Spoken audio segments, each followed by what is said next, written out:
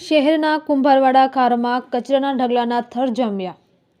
જ્યારે મહાનગરપાલિકા દ્વારા સ્વચ્છ અભિયાનને લઈને શહેરની અંદર કામગીરી કરવામાં આવે છે, ત્યારે કુંભારવાડા વિસ્તારમાં આવેલા અલંગના વેપારીઓ દ્વારા ખુલ્લા ખારમાં ખુલ્લેઆમ કચરો નાખવામાં આવી રહ્યો છે।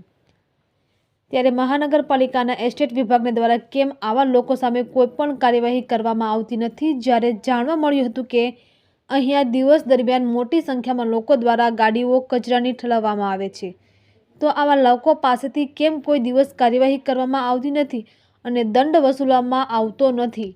જ્યારે સામાન્ય માણસ પાસેથી દિવસમાં મોટી સંખ્યામાં દંડની વસૂલાત કરવામાં આવે છે, તો મહાનગરપાલિકા દ્વારા શું આવા લોકો સામે પણ કાર્યવાહી થશે કે શું, તે જોવાનું રહ્યું।